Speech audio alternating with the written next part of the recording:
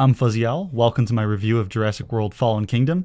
I'm going to start off by saying we are going to do the first part is going to be non-spoiler. Pretty quick review, non-spoiler. I'm going to say a bunch of negative things about it and why you should still go see it. And then the second part's going to be spoiler review, so I'll put a little thing up on the screen.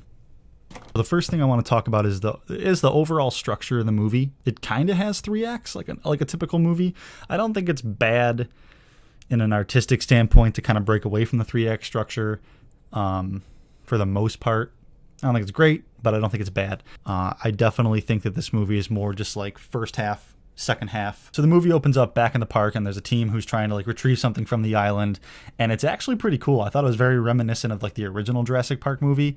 They're on the island. There's guys in even the raincoats, which just kind of spells danger for those guys. And there's this guy who's like trying to communicate to his team, and he like can't get through to them, and the ground's shaking, and you see like lightning, and you see something moving, and then you get lightning again, and it's a little bit closer, and they get chased by a T-Rex. So it was actually pretty cool. I really did like the beginning of the movie. I thought it made it feel like, okay, this is a Jurassic Park movie. Like I said, the movie kind of has three acts, but it's more just like two acts. It's like part one's on the island, part two's at the Lockwood Estate, which I'll discuss in a little bit. So that scene, the scene that everybody's talking about, it has a lot of weight to it. It's actually a shame that the rest of the movie didn't kind of have that much weight to it. I thought it was the most impactful scene, and I will say something. So basically when the movie starts, it's a kind of like a voiceover, little scene from Jeff Goldblum talking about how we made a mistake as humans. We shouldn't have done this. Everybody's basically in agreement with that. Like, yeah, dinosaurs was kind of a mistake. And then your main characters are kind of like the opposite of that. Like they're trying to go to the island to save the dinosaurs is essentially what they're doing. But this scene, I think, is the best way they could have possibly changed someone's mind from being like, yeah, I'll just stay over here in my country and not worry about it and not look at it, and I'll just like let it happen because it was a mistake. Dinosaurs are dangerous. People have died, and it's best to just let them die. But this scene makes you feel like, oh man, like I actually kind of agree with Chris Pratt and Bryce Dallas Howard on this part. So it was good. It was actually like the most impactful scene, I think, in the entire movie, which is a shame because it's actually pretty early on in the movie. As far as the characters, I'll start off with them, and I'll kind of get to the actors. Chris Pratt and Bryce Dallas Howard, their characters, I would have liked their characters to be a little bit more recognizable or memorable. And what I mean is Chris Pratt's kind of funny and sassy. Bryce Dallas Howard's kind of like serious and has a lot of heart. So like those are character traits of them, but it just there's not much to them other than that. Like even the banter between them in the beginning is kind of funny, but like it doesn't really last. The rest of the movie is just serious, go go go. So it would have been nice to have their characters developed a little bit more. Bryce Dallas Howard did surprise me in the movie. In that scene and in a lot of other scenes, she displays a pretty wide range of emotion, whether it's anger, sadness, being serious, like joy, happy, like, oh, I can't believe this is happening, this is great. Like she has a pretty decent range of emotion. So Chris Pratt's character was literally just Chris Pratt. I know that's not really the best thing you would want to hear as an actor because you want to envelop the character you're playing as, but Owen's character isn't really that developed.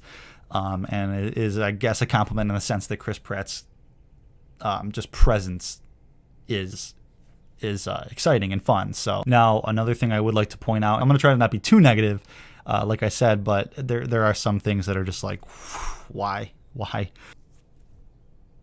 And now on to the millennials of the movie, which definitely like a caricature version of these millennials. So I'll start with the girl. I can't even remember their names. She's a dino vet, which is actually kind of a cool concept. Like dinosaurs have been around for 30 years. There needs to be someone who understands like the anatomy of dinosaurs and how to fix them if they're broken and things like that. So the concept is cool, although she's just innately kind of just sassy. She has this scene. Now, if she actually came off as this in the movie, and you'll see what I mean when you see it, like she doesn't really come off as what she says in this scene. So she's not really getting along with this older mercenary, like military guy. And he says something kind of quippy to her, and then I can't remember exactly what she says, but she basically like kind of gets in his face and says this really sassy line about like, oh, I'm not as weak as I look, or like I'm tougher than you think type of line. But I'm sitting there as she's delivering this line. It wasn't tough. It wasn't a good delivery. And she literally looks like she just spent about 4 hours in front of the mirror getting ready. And she doesn't look like she's been on an island. I'm sure it's hot on Isla Nublar. And the second they got off the plane, it would have been humidity. Her hair is like perfect. And like she's got these like cool glasses on. So she has a lot of style. But she just does not look like she's wearing anything that would be good for island trekking and tracking down dinosaurs. No protective gear. If I'm not mistaken, she's wearing Converse. Just this super like primped character who's trying to be tough, and it just didn't fly. And like when she said that line, people were just like, oh no, why is this happening to me? And then the other character, briefly, and this is all I'm going to say about these two characters, because the girl ends up doing some cool things. So like she's not a useless character. The guy is a useless character. The actor is Justice Smith. I don't remember the character's name, but he screams and cries, and he's afraid of everything, and he's this computer guy, and it's such a bad take on like a nerd. He's just like this crybaby who's like afraid of planes, and yeah, I get that some people are afraid of planes, but he's like afraid of everything. Also slightly understandable, they're on an island with dinosaurs, but it's just exaggerated. Oh man, he literally screams higher pitched and louder than the 12-year-old girl in this movie. And I get it, he's supposed to be comic relief, but that's what we have Chris Pratt for. He's comic relief. So I don't see why this character was there. I can't even remember his purpose. They make a joke about him, he plugs things in to stuff. But anyways, now on to like CGI and cinematography. So there actually is some pretty good cinematography. A lot of things people have proclaiming as like really cool for this style of movie is they do a couple of takes where there's like some sort of light source, whether it's lightning or dripping magma, that every time it strikes or drips, a dinosaur that's scary is a little bit closer. So that's like kind of cool. The CGI is astounding in this movie. Like there's shots of that T-Rex, and I know some of it was practical when Claire and Owen, like in the trailer, you see it in the movie where it's practical effects mixed with a little CGI, and it looks fantastic. And like even just the straight up CGI dinosaurs look really good. So that was cool to see. As far as like the cinematography in a sense of angle choices and things like that, there's nothing particularly bad about it. I will say there are too many callbacks to the original movie, which is weird because this is the 5th installment. It's not like the first of a reboot where they should be doing that kind of stuff. It's like they call back to the girl trying to shut the doors, a raptor's chasing her type of thing, a compy that's it looks like a statue that it runs off, and it like the velociraptor in the first one, it looks like it's behind the thing but it starts moving. So cool stuff. It's just there's a little too many callbacks, and I wish they kind of would have steered clear of that, but not really anything that's a deal breaker. It's still entertaining. There's also some really cool shots of the Indoraptor doing stuff. Like it's super smart and sneaky, so I really liked the shots they did of him kind of moving around. And there's one that I'll talk about in the spoiler that isn't really cinematography based, just framing, like good framing, and it's super comedic and literally almost fourth wall breaking, which sounds horrible, but I couldn't help but actually enjoy it. So basically my conclusion would be, don't have the highest of expectations because it is a dinosaur monster movie. But it's a dinosaur monster movie. Like it's fun. So I recommend go seeing it. If you're not going to be super critical about it, yes, I understand we should have a high standard of what we are critical of in movies, so we can not just let producers just get lazy and start putting out crap, which last 20 years. It's a dinosaur movie. Have fun with it. Now I'm going to get onto the spoilers. Spoilers. The first thing I want to talk about are the plot holes. So I just mentioned go see the movie. Yeah, go see the movie. But you're going to have to ignore a lot. And I mean a lot. Like, there's a scene where Owen is running. And again, this stuff is in the trailer. So it's not even really spoilers. It's just stuff I kind of want to talk about. There's a scene where Owen is running from the volcano explosion. Well, first, let me cut back to the first thing that happens that's ridiculous. Obviously, surprise, the mercenary military guys are evil, and they're very evil, and they will just shoot anybody with tranks or guns that they want to at any point in time the second you disagree with them. Yeah, I guess Owen was going to take a swing at the guy and he tranked him, but like just big surprise, right? So there's a lot of tropes in it like that, but Owen is tranked, And it's a pretty entertaining scene. So a lot of this, you got to kind of just take it as it is and ignore a lot. So it's a funny scene, but Owen is tranked and he's kind of like paralyzed and he's got to like move his arms and stuff as like magma's coming towards him, or lava. I can't remember if it's magma when it's underground or lava when it's underground and magma when it's above. But there's very hot molten rock coming towards him and it's like inches from him, and he's not on fire. He's not suffering any burns. He's paralyzed for the most part, and he's kind of just like flopping his arms around, and it's actually a good scene. Pretty fun acting, but that's just like one of the things you have to ignore. It's one of the many times Chris Pratt should have been on fire and not had skin left, and he came out okay. The second time, they're running. There's a huge stampede coming as the smoke is pouring down. They hide behind a log. There's one of those geospheres. 2 of them get in it. Owen can't get in time. This is another trope that I really hope they start steering away from. A dinosaur comes and distracts them. Owen can't get in the thing. They take off in the geosphere. Whatever dinosaur was attacking was hunting them. The T-Rex comes out and saves the day. That's the trope. I want that to stop happening. Then Owen has to run on foot from smoke that can travel like hundreds of miles per hour, pouring out from a volcanic explosion, and he's outrunning it. Now, I guess for the sake of realism, they decided that at the very end, towards the cliff, Owen would stop outrunning it and it would kind of engulf him. So you're like, oh no, is he okay? Apparently that can like instantly melt the flesh off your bones, but it just doesn't. So not only is he faster than a volcanic explosion at points, but at the very end he's not. Okay, realistic. But then he's just not on fire or dead. Then they jump off of a cliff into water, like a high ass cliff. Like, how are you alive from the first thing? How are you alive from the second thing? How are you alive from the third thing? Now they jump off a freaking cliff. He's okay. He doesn't hit all the rocks or the other falling dinosaurs or the volcanic rocks, the molten rocks flying through the sky. It was a cool scene cinematically. Like, it looks beautiful. It looks very realistic and fun, but there's just no way these characters would be alive. Bryce Dallas Howard and Justice Smith are in the geosphere. It starts leaking water. They end up being underwater for far too long, which is another thing. It is anxiety inducing for someone like me. Like, I hate underwater stuff. It drives me crazy, but like in the good way. Like, I'm just like, but I'm holding my breath. But they're underwater for way too long. Chris Pratt's somehow alive. The water is somehow not boiling from a volcanic explosion pouring into it. So again, there's just a lot of things you got to overlook. A couple other plot holes. Why not Isla Sorna? Like, why not just take the dinosaurs to the island adjacent and invite all the cartoon villainous characters over to that island? Like, and the reason is because this movie is a stepping stone. So you'll hear a lot of people talking about this as well. There are so many plot holes in this movie just to get dinosaurs to have a good reason to be in America, because that's the next movie they want to make, which is understandable, but horrible. And it's like, there's an island. It's known that that island is still in canon, but they just didn't do that for some reason. So why not Isla Sorna? The second thing I want to talk about is at the very end. Again, we're talking about spoilers here. At the very end, there's a choice. There's dinosaurs who end up in the cages that they're in. Gas starts leaking from the guards, like accidentally shooting something when they were shooting at Blue. And they're kind of in a gas chamber, like they're stuck in a gas chamber.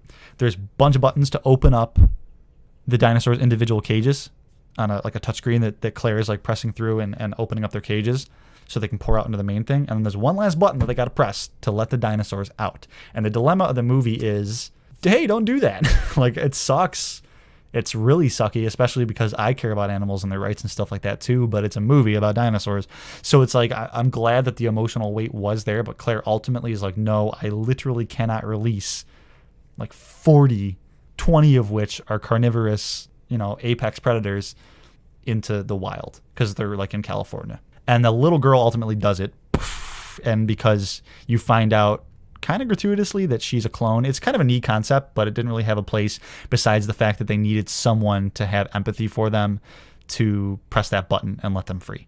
And it's the girl, because she says something along the lines of like, hey, I am also a clone. They're like me. They're a life like me. So she presses the button. And it's like, oh, in the moment, but it's like, oh, like you're going to be responsible for a lot of people getting eaten alive. Also, it kind of doesn't make sense. Everybody there is a life. Like, we get that. Like, everybody in that room was like equal. And the dinosaurs are also equal, but it's the fact that there's nowhere to put them right now, and it's horrible, and we can clone anyways. The dinosaurs were set free. The plot hole. Why not just press that big button to open up the main door to let all the gas out and leave the dinosaurs in their cages? Yeah, some of them might have still died from like the gas being in there, but wouldn't that be the first option? Like, wouldn't you be like, oh, there's a big door right there, I'm gonna probably let the gas out? So they don't do that. They just like, they did it backwards. I guess heat of the moment, take it as it is. Another thing to overlook. But that was probably the big one. Got a big old door. A quick gripe. You can't really even spoil this movie because everything is just so obvious. You see mercenaries, guess what? They're evil. You see rich guys who are pretending to be philanthropists and nice, guess what? They're evil. So there's really not too many twists and turns. I get it. It's a dinosaur movie, so that's why I'm not really mad about it. But everyone is very, very like cardboard cutout, like mustache twirling villain. There's an auction with a bunch of rich people from different countries who want to use the dinosaurs for different things. And while a very interesting thing to put in a dinosaur movie, and I didn't have an issue with it, they're just like cartoon characters, and you'll hear every other review say that because it's the only way to describe it. But it's fun because there's a lot of justice for the villains in this movie. I will say, again, part of the spoiler review, anyone you want to get eaten alive gets eaten alive. There's a character who you're thinking in your head, I really hope he does something stupid, gets his arm bitten off, and then gets eaten alive. Does something stupid, gets his arm bitten off, and gets eaten alive, and it's great. And this is kind of another thing. So this kind of goes along with the Indoraptor that I want to talk about. The Indoraptor was fun. There's a really stupid thing about it where if you point a laser at it and you hit this frequency, it'll track that thing like it'll never stop, like a killer bee. Like it'll just hunt you for hours. If you're underwater, it'll wait for you, type of thing, which is like, okay, interesting concept for the military and everything. But if you got a laser pointer on the guy that you want to be killed, the only reason instead of pulling the trigger and just killing the guy would be is because you really want that guy to suffer. Like, you don't just want to shoot him one and done. This ain't a military op. This is a revenge op, and you want him to be eaten and devoured while his guts are pouring out while he's alive. So like, that was kind of weird. But the Indoraptor is smart, and there's this one scene. So the military guy, the mercenary guy, he collects Dino's teeth, and there's a really, not really disturbing, but there's a scene that was like, ugh, like I don't like that. I really hope he gets eaten alive. He's going around on the boat right after they get off of Isla Nublar, and he's like pulling out Dino's teeth while they're like alive and slightly tranked, but they're just sitting there, and he's pulling out their teeth. He collects them for some reason. Maybe he's going to sell them. And he goes in there after everybody has been... So, quick side note. I know I'm kind of rambling. Quick side note. Owen like eventually escapes his prison with one of those headbutters. I forget what they're called. So that headbutter thing rams them out of their thing, whatever. That's a whole sequence in itself. We're just not even going to talk about that. But he lets it loose in the auction. That thing starts throwing people around. But after everyone's cleared out of there, this mercenary guy collecting teeth finds the Indoraptor that's still in the cage. And he tranks the thing. And the thing is like, and it gets tranked, and he's like about to fall over. And like as he's about to fall over, he like kind of gains his composure, and the guy's like, "Oh, you're tough," you know. And then the raptor, like a couple seconds after, like passes out, and it's almost like a dramatic, like, oh, I have a plan. I'm gonna pass out and do this thing. So the guy thinks the raptor's tranked, the Indoraptor. He goes into the cage, and the whole time it's definitely like a classic, like, why are you doing this? But it's like, it's not fun. It's probably the funnest scene of the movie, in my opinion. He goes in there. And this is where I was talking about in the non-spoiler part, where there's like borderline fourth wall break, but not really. It's hard to tell where the thing's looking. The guy goes in there, and he's about to grab the dino's tooth, and it's like really on there. Like the thing's like bones are super strong, I guess. It's really on there, and he's trying to crank the tooth off. And the raptor's obviously pretending to be tranked. And the shot is, and this is what I was talking about, the cinematography. It's not so much cinematography. It is. It's just more just like a static shot that's framed well. And the shot is the guy's kind of like over. I'm not going to stand up because I'm not wearing pants. The guy's standing over the raptor, and he's like about to lean down to get a tooth. And it's him trying to get the tooth. And then in the front of the frame is the raptor's head a little bit out of focus. And all of a sudden you see his tail go up behind the guy. And the guy kind of like looks around like, what was that? That was weird. If I say this and it gets you to not see the movie, I guess I understand, but like, I'm not gonna lie, it was actually funny. And so the guy looks around at the tail, and as he's looking around, you see the raptor's eye open. I'm not even kidding. Thing smiles, like it literally smiles, and it looks like it's looking at the camera. Not only that, he does it twice. The guy goes back, tail moves around. Oh, what's that? And then the raptor opens up his eye and smiles. But this time it like snaps at the guy and it grabs him and is lifting him up by his arm. And this is something that I thought was good. I want to see more of this in the movie. I guess, yeah, they're just PG-13 movies. But it was not graphic, but more graphic than anything we've seen in Jurassic World in a long time. And this guy is dangling and the raptor is picking it up because it's pretty tall. And the guy's getting picked up and it just like clamps down and his arm gets ripped off and it shows it. It's pretty cool. And the guy's laying there, and the actor who did this part was a really believable performance. He wasn't just like and like screaming around or anything. Like he was like crying and whimpering, and it was like very dramatic. Like this guy like is not only in pain, he knows he's not about to have a face in a second, and he's laying there, and the raptor like puts his nose up to him like, haha, I gotcha, and then it just eats him alive and everything. It's a pretty cool scene. So I thought that was neat that there was actually a tiny bit of gore in it. Not too much blood or anything. I liked that scene in the sense that it was one of the first people to go that I was waiting to get eaten alive, and it happened. So pretty good scenes. The thing that I want to say is like, grow some beans, movies. Like, only the bad guys die in this. Yes, there is a scene where the main villain, the first guy Claire meets, who says he's an idealist, philanthropist, he wants to save the dinosaurs, he obviously turns evil. There is a scene where he does kill Lockwood. Lockwood is John Hammond's like partner. They grew apart. You find out why in this movie. It has to do with a little girl being a clone. He didn't think the technology should be used like that, I guess. But this younger guy who's taking care of his money and everything smothers him with a pillow. Doesn't show it. It's very classic movie style. It was actually decently well done. Kind of out of character for the guy. And then after that, the guy is just straight up mustache twirling villain. Yeah, only the bad guys die. It's just too tamed. Like, Samuel Jackson didn't deserve to get eaten, but he did in the first one. Last thing really quickly, I just don't understand how BD Wong's character is not in prison. I don't know what the laws necessarily are for creating something that repetitively is getting hundreds of people killed. But I feel like his license to do this should at least be revoked. And yeah, I get it. He's in the Lockwood estate. He's kind of secretly doing this now, but like they let him do it for Jurassic World. You figure after Jurassic Park and The Lost World, they would have just been like, hey, BD, your clone and stuff's just not working out.